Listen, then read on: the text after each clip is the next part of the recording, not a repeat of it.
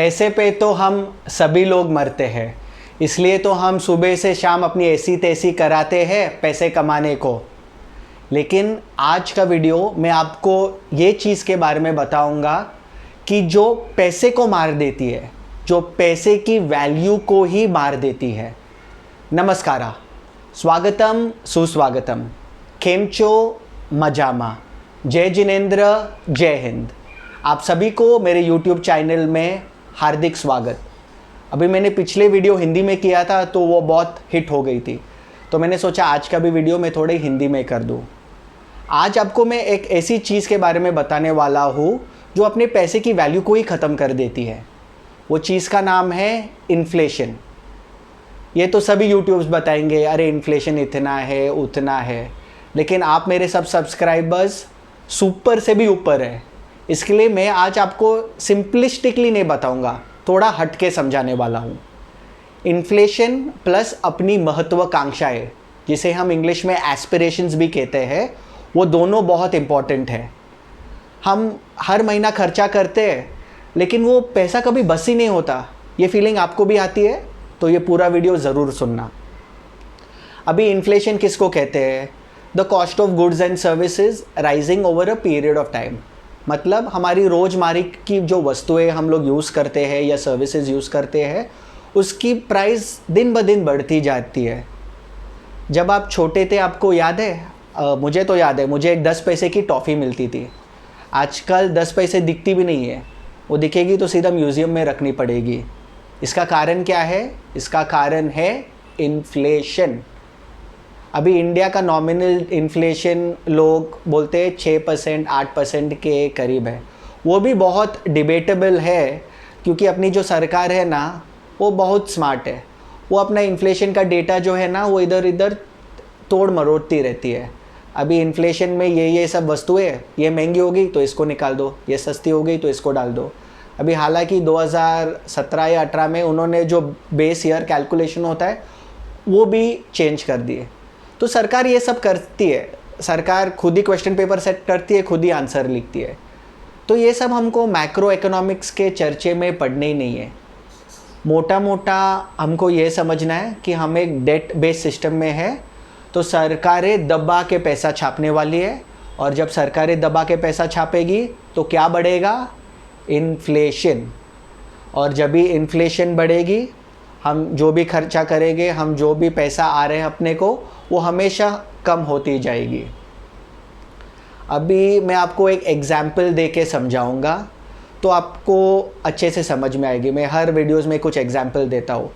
अभी मेरे पास डेटा है तो मैं ये एग्जाम्पल दे सकता हूँ आपको। अभी हम में से बहुत से लोग, कोई गवर्नमेंट में काम करेंगे, कोई ऐसे कुछ नहीं कर रहे, घर पे बस रेंट आ रही है, मज़ा कर रही है, कोई प्राइवेट नौकरियाँ में है।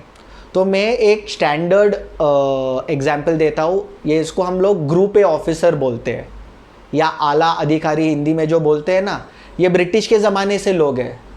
तो मैं उनके पगार पे आपको समझाऊंगा कि इन्फ्लेशन कैसे बढ़ रही है।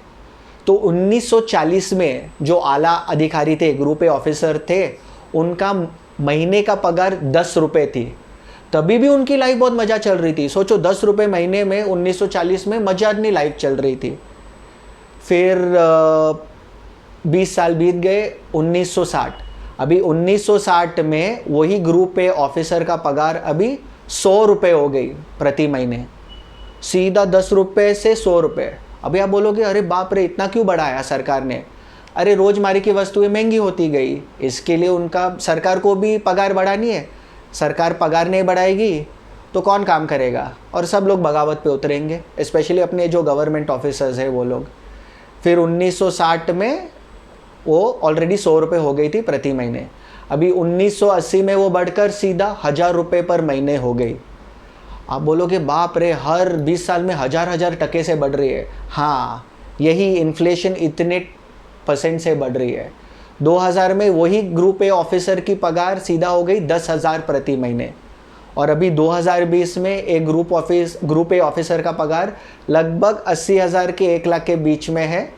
डिपेंड रहता है आप कौन से डिपार्टमेंट में हो, किसी के कम है, लेकिन वो एवरेज में पकड़ो तो 80,000 और 1 लाख के बीच में है। तो आप बोलोगे अभी वही हिसाब पकड़ेंगे तो 2040 में 10 लाख महीने कमाएंगे। नहीं, मैं ये नहीं बोल रहा हूँ, लेकिन बढ़ेगी तो ज़रूर। और क्यों बढ़ रही है? क्योंकि इन्फ्लेशन इतना बढ़ रहा है। तो हमको ये याद रखना है कि जैसे जैसे इंडिया प्रोग्रेस करेगी, इन्फ्लेशन बढ़ेगी, चीज़ें महंगी होती जाएगी, क्योंकि गवर्नमेंट दबा के पैसा क्या बोलते हैं, दबा के पैसे छाप रही है। इसके अलावा एक बहुत इम्पॉर्टेंट दूसरा फैक्टर है, जैसे ही इंडिया प्रोग्रेस करेगी अपनी भी तो महत्वाकांक्षाएं बढ़ेगी, अपने को भी चाहिए कुछ और अच्छी अच्छी वस्तुएं हम लोग लाए। तो यही मैं वापस एक एग्जांपल देता हूँ आपको। 1980 में याद है, सबके घरों में टीवी नहीं होते थे, सबके घरों में कूलर नहीं होते थे।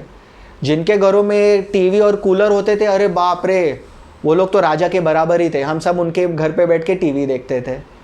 अभी आज आप देखो, लोगों के हर रूम में, कूलर तो छोड़ो, एसी है, एक एसी लिविंग रूम में, एक एसी बेडरूम में, हर रूम में टीवी। तो आप सोचो अपनी महत्वाकांक्षाएं कितनी बड़ी है। तो जब मैं एक स्टूडेंट था, मुझे याद है कि मेरे पास तो मोबाइल फ़ोन नहीं हुआ करते थे जब मैं स्कूल में था। आजकल के बच्चे, 2 साल के बच्चे बिना मोबाइल फ़ोन के सोते नहीं हैं। मैं जब स्कूल में था तो मैं नोटबुक पे लिखा करता था। आजकल के बच्चे, we use tabs in school, वो सब यूज़ करते, वो ज़माना आ गया। तो जैसे जैसे इंडिया बढ़ेगी वैसे ही अपनी महत्वाकांक्षाएं, अपनी एस्पिरेशंस बढ़ती जाएगी। तो हमें भी अपना नेटवर्थ उस हिसाब से बढ़ाना है, क्योंकि अगर हम अपना नेटवर्थ वो हिसाब से नहीं बढ़ाएंगे तो हम पीछे रह जाएंगे। अभी मैं आपको एक सिंपल कैलकुलेशन देता हूँ। जो हमारा महीने का खर्चा है ना, वो इन्फ्लेशन प्लस एस्पिरेशन होगी। इन्फ्लेशन में बोलता हूँ पकड़ो साल का लगभग 9%, और अपनी जो एस्पिरेशंस जो बढ़ती रहती है वो करीब करीब उसका आधा 4% पकड़ो। तो 13% से अगर हमारी नेटवर्थ नहीं बढ़ रही है तो हम लाइफ में पीछे हो रहे हैं। मैंने कुछ वीडियोस पहले में एक एग्जाम्पल दिया था ट्रेडमिल का, जहाँ पे लोग दौड़ते दौड़ते रहते हैं। तो हम लाइफ में दौड़ते ही रहेंगे अगर हमारी नेटवर्थ मिनिमम 13% से नहीं बढ़ रही है। तो सोचो, हमारा अगर नेटवर्थ 1 लाख रुपए है तो 1 साल बाद हमारा नेटवर्थ 1,13,000 नहीं है या उससे कम है, तो हम लाइफ में पीछे जा रहे हैं।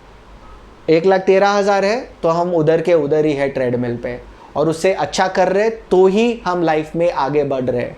और जैसे मैं आपको कहता हूँ, ज़िंदगी का नाम है लाइफ में आगे बढ़ना, ज़िंदगी का नाम है प्रगति करना। तो हमें अपना नेटवर्थ वो हिसाब से बढ़ाना है। और हम अपना नेटवर्थ कैसे बढ़ाएंगे? मैंने आपको समझाया था, कैश फ्लो पॉजिटिव एसेट्स में अपना पैसा डालिए, जहाँ हर महीने आपको पैसे मिले, वो पैसे को आप री इन्वेस्ट कीजिए। कैश फ्लो प्रॉपर्टीज़ में घुसिए सबसे पहले। जो प्रॉपर्टीज़ आपके ब्याज सब लोन वोन देने के बाद भी कुछ पैसे बचे, ऐसे प्रॉपर्टीज़ में इन्वेस्ट करें। अगर ऐसे प्रॉपर्टीज़ आपको जानना है तो डेफिनेटली मुझसे कनेक्ट कीजिए, मैं डेफिनेटली आपकी हेल्प करूँगा। पर आज का जो मेन सिनॉप्सिस बोलते हैं इस पूरे वीडियो का, ये है कि आप हमेशा इन्फ्लेशन और आपकी जो महत्वाकांक्षाएं हैं उसे बढ़ाते जाइए। वो तभी आप बढ़ा सकते हैं जब आपका नेटवर्थ बढ़ेगा। तो आपका नेटवर्थ बढ़ाओ, और ऐसे ही आपको वीडियोस चाहिए और आपको मोटिवेट करते हैं तो कृपया लाइक बटन दबाइए, सब्सक्राइब कीजिए। ये मुझे मोटिवेट करेगा कि मैं आपको और ऐसे वीडियोस लाऊं जिससे आपकी नेटवर्थ बढ़ती जाए लाइफ में। अभी आगे के वीडियोस में मैं शेयर्स के बारे में बोलूँगा, गोल्ड के बारे में बोलूँगा, बहुत सारी अलग अलग चीज़ें के बारे में आपको समझाऊँगा जिससे आपकी नेटवर्थ बढ़ती जाए। तो कृपया करके लाइक कीजिए, सब्सक्राइब कीजिए। धन्यवाद।